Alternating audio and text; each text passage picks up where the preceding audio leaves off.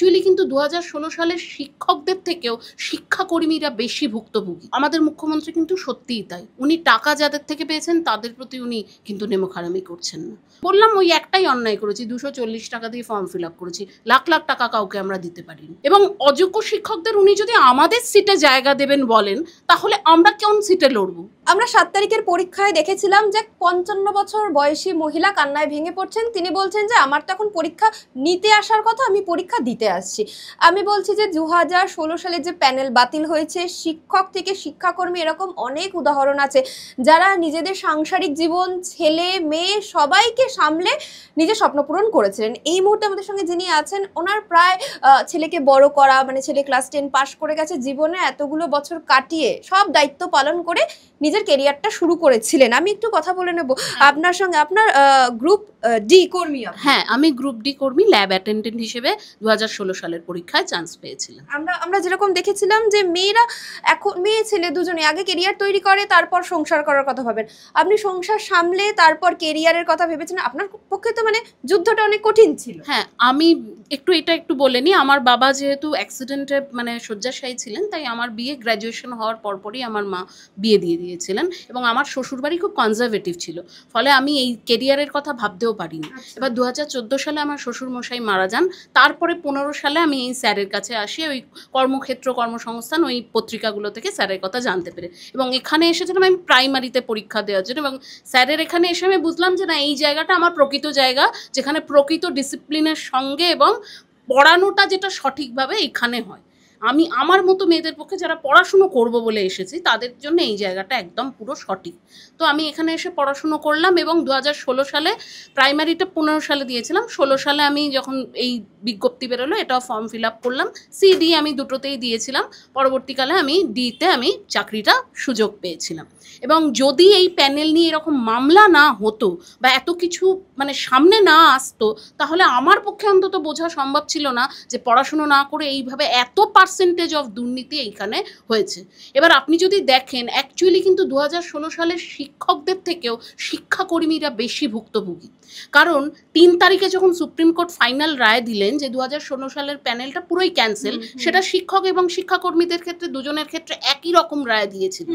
কিন্তু 17 তারিখ যখন ওয়েস্ট বেঙ্গল বোর্ড একটা MA ফাইল করলো সুপ্রিম কোর্টে যে না, এদেরকে একটু এক্সটেনশন দেওয়া হোক যাতে এরা স্কুলে না গেলে আমাদের স্কুলে এফেক্ট পড়বে কাজে, তখন তারা ওই প্রথম পাতায় যেটা লেখাটা দিল, আমাদের নন টিচিংদের কথা খুব সামান্য একটা পয়েন্টে লেখা, বেশিরভাগটাই টিচিংদের নিয়ে লেখা হলো যে ছাত্রছাত্রীদের পড়াশোনায় এর এফেক্ট পড়বে।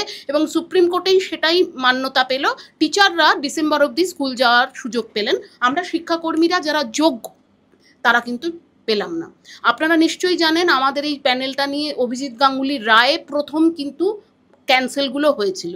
তখন কিন্তু আমরা যারা যোগ্য তাদের কিন্তু কোনো অসুবিধা হয়নি। তখন শুধুমাত্র CBI লিস্টে যাদের সাদা খাতা, যাদের দুর্নীতি করা হয়েছিল, তাদেরই কিন্তু গ্রুপ ডি গ্রুপ সি এদের সবার চাকরি গিয়েছিল। পরবর্তীকালে আমরা দেখলাম যে দেবাংশু বসাক যখন এইটা হাতে নিলেন, সুপ্রিম কোর্টে গিয়েছিল, সেখান থেকে ফেরত এলো এবং সেখানে দেবাংশু বসাক পুরো প্যানেলটাই ক্যান্সেল করলেন। তখন আমরা আবার সুপ্রিম কোর্টে যোগ্য অযোগ্য সবাই গেলাম এবং আমাদের বক্তব্য একটাই ছিল, আমাদের কোথাও নাম নেই। আমরা শিক্ষক হই বা শিক্ষাকর্মী যারা যোগ্য, যাদের CBI লিস্টে নাম নেই, কোনো মানে মধ্যশিক্ষা পর্ষদের লিস্টে নাম নেই, SSCর দেওয়ার লিস্টে নাম নেই, তাদেরকে যেন চাকরিটা ফিরিয়ে দেওয়া হয়, তাদের চাকরিটা যেন কেড়ে না নেওয়া হয়। কিন্তু আমরা দেখলাম যে সুপ্রিম কোর্ট বা কাউকে দোষ দেওয়া তো ঠিক নয়, এই সরকার এবং SSC এবং বোর্ড মিলে তিনজনে তিনটে কর্তৃপক্ষ একসাথে যেখানে হাতে হাত মিলিয়ে কাজ করার কথা, আমরা অবাক হয়ে দেখলাম এক একজন এক এক রকম পরিসংখ্যান দিচ্ছে যোগ্য এবং অযোগ্যের। এবং SSC যে পরিমাণ রেকমেন্ডেশন দিয়েছেন তার থেকে দেখছি অ্যাপয়েন্টমেন্ট লেটার মধ্যশিক্ষা পর্ষদ বেশি দিয়েছে। অথচ একটা তিনটেই তো মানে সরকার এবং দুটো তার সরকারি সংস্থা, তাদের তো একসাথে একভাবে কাজ করা উচিত। একে অপরের ওপর দোষারোপ করে তারা বাঁচতে চাইলেন এবং আমরা তাতে কিন্তু ডুবে গেলাম যারা যোগ্য শিক্ষাকর্মী। এবার আপনি ভাবুন 17 তারিখের ওই MA ফাইলের পর যারা আমরা যোগ্য গ্রুপ CD কর্মী, আমাদের কি হলো? আমাদের মাইনেটা বন্ধ হয়ে গেল, স্কুল যাওয়া বন্ধ হলো। এরপরে আপনি ভাবুন, আপনি যদি আমার প্রতিবেশী হন, আপনি কি ভাববেন? যে এ তো স্কুলে যাচ্ছে না, তার মানে এও নিশ্চয়ই অযোগ্য। আপনার দৃষ্টিভঙ্গিতে সেটা কিন্তু আপনি অন্যায় ভাবছেন তা না, এটা ভাবাটা কিন্তু খুব স্বাভাবিক। আমার ক্ষেত্রে হলে আমিও পাশের বাড়ির যদি কোনো ছেলেমেয়ের এরকম হতো এটাই ভাবতাম। মানে আপনারা যোগ্য সিডি কর্মীদের ক্ষেত্রে মুখ্যমন্ত্রী তো ভাবছে না আপনাদের কথা, কিন্তু যারা অযোগ্য শিক্ষক তাদের বলছে যে এই গ্রুপ সি গ্রুপ ডি পদে চাকরি দেবে। যোগ্য তাহলে বলুন আমরা কোথায় যাব? আমরা কি দোষটা করেছি ওনার কাছে? আমরা এটাই আমাদের দোষ, আমি আপনাকে বলে দিচ্ছি। আমরা লাখ লাখ টাকা সরকারকে দিতে পারিনি, 240 টাকা দিয়ে ফর্ম ফিল আপ করেছি। এইটা হচ্ছে আমাদের প্রকৃত দোষ। আমরা যদি দিতে পারতাম লাখ লাখ টাকা, তাহলে আমাদেরও চাকরির ব্যবস্থা উনি করে দিতে পারতেন। এবং অযোগ্য শিক্ষকদের উনি যদি আমাদের সিটে জায়গা দেবেন বলেন, তাহলে আমরা কোন সিটে লড়ব? আমরা যে যোগ্য, আমরা তাহলে কোন সিটে লড়বো? কারণ কোর্ট থেকে এটুকু তো আমাদের অধিকার দিয়েছে যে যারা যোগ্য পরীক্ষার্থী ছিল, যাদের বিরুদ্ধে কোনো অ্যালিগেশন নেই, তারা পরীক্ষায় বসতে পারবে, তাদের বয়সের ছাড় দেওয়া হবে। তাহলে আমরা সেই সিটগুলো যদি আমাদের অযোগ্যদের দিয়ে দেওয়ার কথা মুখ্যমন্ত্রী সরাসরি প্রকাশ্যে বলেন, তাহলে আমরা কোন সিটের জন্য লড়াই করব? এবং আমাদের তো এখানে কোনো দোষ ছিল না, আমরা তো কোনো দোষ করিনি। বললাম ওই একটাই অন্যায় করেছি, 240 টাকা দিয়ে ফর্ম ফিল আপ করেছি, লাখ লাখ টাকা কাউকে আমরা দিতে পারিনি। এটাই আমাদের তাহলে অন্যায় ছিল। এবং আপনাদের তো মানে শিক্ষক এবং যারা শিক্ষাকর্মী, শিক্ষকরা তো পরীক্ষায় বসতে বাধ্য হলেন সুপ্রিম কোর্টের নির্দেশ অনুযায়ী, আপনাদেরও বসতে হবে। অবশ্যই আমাদের পরীক্ষার এই ফর্ম ফিল আপ ধরুন পরের সপ্তাহ থেকেই শুরু হয়ে যাচ্ছে। এই 17 তারিখের রায়টার পর আমরা শিক্ষাকর্মীরা, আপনাদের জানা আছে কিনা জানা নেই, আমরা নিবেদিতা ভবনে আমরা কিন্তু বোর্ডের সেক্রেটারির সঙ্গে দেখা করতে গিয়েছিলাম। এবং তার সাথে দেখা করে আমরা এটাই বলতে গিয়েছিলাম যে আপনারা যদি এক্সটেনশনের আবেদনটা শিক্ষকদের জন্য করলেন, তাহলে আমরা যোগ্য শিক্ষাকর্মীরা কি দোষ করেছি। এবং সেখানে আমরা এটা পরবর্তীকালে আমরা সেখানে অনশনও শুরু করেছিলাম 8 জন, আমি তার মধ্যে একজন ছিলাম। এবং বাইরে নিবেদিতা ভবনের সামনে কিন্তু আমাদের শিক্ষাকর্মীরা অবস্থানে বসেছিল। যখন এসএসসি ভবনের ওখানে টিচাররা বসেছিল, আমরা কিন্তু নিবেদিতা ভবনের সামনে করুণাময়ী মোড়ে অবস্থান করছিলাম। এবং আমরা ওই অনশন করছিলাম। অনশনের পরেই কিন্তু এই ভাতা দেওয়ার যে কথাটা 20,000 এবং 25,000, সেটা মুখ্যমন্ত্রী ঘোষণা করেছিলেন। এখন এই সুপ্রিম কোর্টের নির্দেশের পর লোকের, জনসাধারণের মনে এমন একটা ধারণা ঢুকে গেছে গ্রুপ সিডিরা নাকি 100%ই করাপ্টেড। কিন্তু সেটা যে সত্যি নয়। আমাদের আন্দোলন এইটার জন্যই ছিল যে প্লিজ আপনি যোগ্য আর অযোগ্য লিস্টটা ওয়েবসাইটে দিন, যে আমাদের মধ্যেও বেশ কিছু লোক যোগ্য আছে। আপনি পার্সেন্টেজটা আমি আপনাকে, হ্যাঁ আমি সেটাও তো কোর্টের নির্দেশে, সেটাও যে ওনারা নিজের থেকে বের করেছেন তাই নয়, কিন্তু সেখানেও ওনারা প্রত্যেকবার এক কথা আমাদের বলেছেন, আইনি পরামর্শ নিচ্ছি, সম্ভব হলে তবেই বের করব। কোনো বাড়ি কিন্তু ওনারা বের করেননি। যখন কোর্টের রায় দিল, আমাদের ক্ষেত্রেও যদি না বের করে, যদি ফর্ম ফিল আপ শুরু হয়ে যায়, অযোগ্যরা পরীক্ষায় বসে, আমাদেরকেই আবার কোর্টে ছুটতে হবে রায় বের করানোর জন্য।